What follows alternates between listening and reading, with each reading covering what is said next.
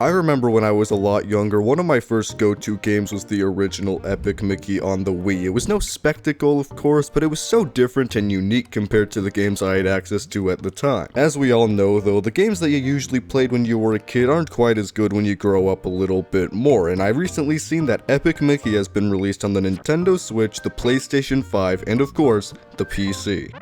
I bought this game as soon as possible just to see what it was like. Was it really as good as I remembered? Did they fix the original version's problems? Well, let's talk a little bit about Epic Mickey Rebrushed. When I think about what I love the most about most games, it has to be the exploration. If you can get a game that has a lot of problems but can really hook me into the world and exploring it, I can usually overlook the things that aren't so good. The good news for Epic Mickey is, the exploration and the world building is fantastic. All of the areas in this game are super recognizable. Mean Street, Tomorrowland, the Lonesome Manor, this crazy pirate area, every single place you go to in this game carries a unique feeling, and more importantly, the gameplay is pretty good. All the different characters in these areas are pretty good, but more importantly, the areas themselves look great. The art style of this game is fantastic. The original Epic Mickey on the Wii certainly looked good, but Rebrushed is on another level. It's still somewhat dark and menacing compared to the games like it, but it's still a little colorful and shows that cartooniness that you would expect from a game like this. My favorite area in particular is Mickey Junk Mountain. The idea behind this area is so brilliant. You're basically parkouring over a bunch of Mickey Mouse merchandise to reach Oswald's lair. This is really where Epic Mickey is at its best, when it's showing you a completely new and unique area where you can platform and have a lot of fun. Every area has that whimsical feeling to it, but they also usually carry a somewhat dark undertone, which is what makes Epic Mickey stand out so much. When it comes to world building, this is basically the best you're going to get for a kid's game, and really the best you're going to get for a game in general. While the world building is fantastic, it's not what matters the most in a game like this. Epic Mickey is a platformer RPG, and because of that, what matters the most is, of course, the platforming. When it comes to controls, Epic Mickey is actually pretty good. The double jump, the spin, there are a few moves in there that are actually pretty useful, although I will say,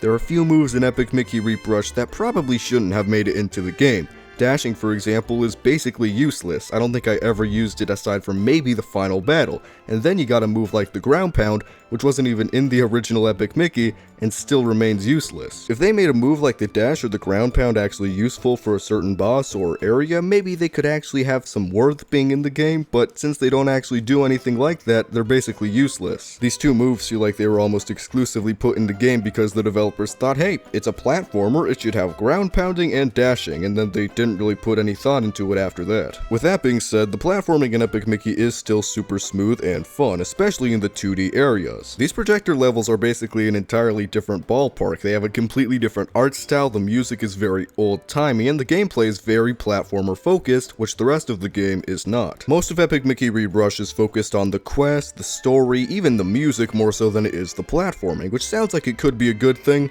but it's not. The platforming in Epic Mickey is so fun and it has so much potential, but the problem is it's never utilized. Most of the time you're going to be spending in Epic Mickey is going to be doing errands or some sort of side quest or puzzle that doesn't involve platforming at all, which feels like a complete waste because the platforming is one of the most fun things in this game. When you have a platformer RPG that has really good platforming mechanics, it makes sense to focus on the platforming, and it's really weird that Epic Mickey doesn't. Instead of interesting platforming challenges, Epic Mickey Rebrushed seems to focus more on these boring side quests that do nothing but pad out the game. Most of the quests in Epic Mickey are very simple. Somebody asks you to get an item in a different area, you go and you get that item with no problems at all, and then you get some sort of reward that doesn't really help you or improve the gameplay. These side quests usually don't add to the story, they don't add that much to the world, and more importantly, they don't add anything to the gameplay, so they feel like a complete waste of time, except the problem is, they're completely necessary. Every time you have to go in between Mean Street and a new area in the main quest, you have to get power sparks, which require you to go around and do side quests to get them. Having to do these boring side quests over and over and over without actually feeling like you're making progress doesn't add anything good to the game. In fact, it makes it a lot worse. It feels like they're only doing this to make the game longer, but I think it's fair to say that most people would prefer to have a 4 to 5 hour game that's brilliant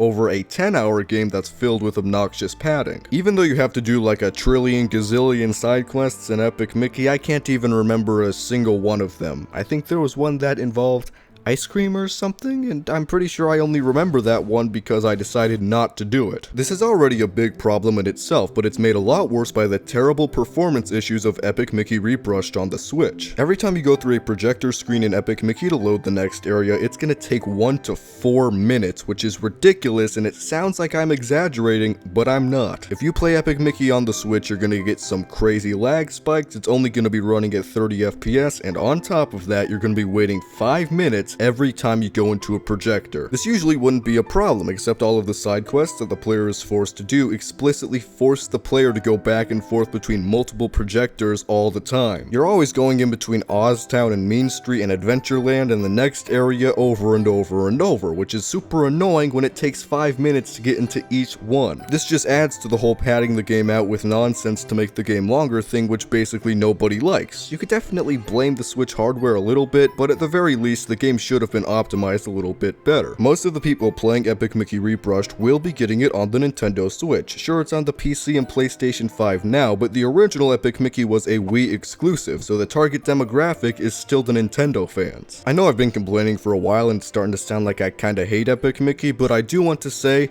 there's a little bit more to complain about. The last quarter of Epic Mickey is a total unmitigated disaster. I don't know how the developers of the game or the design team let this get through. To break it down for you really quickly, you basically spend 2 hours going back and forth between every area, yeah, again, to be able to break all of these weird tentacle things apart with no new enemies showing up, no new additions to the quest, nothing. After doing this whole tedious routine for about an hour and a half, you get taken into the big bad guy's stomach, which seems like finally something new's gonna happen. But the second you go in there, you'll realize that what you're gonna be doing is spending another 30 to 50 minutes running around, breaking tentacles apart, fighting the same repetitive enemies over and over, and the worst part is, there's not even a final boss. I get that because Epic Mickey Rebrushed is still based on the original game, they don't want to change everything, but they could have at least added a new boss at the end or something. The boss fight before this whole tentacle breaking marathon is actually super fun, and they could have used that as some sort of prototype for the final boss,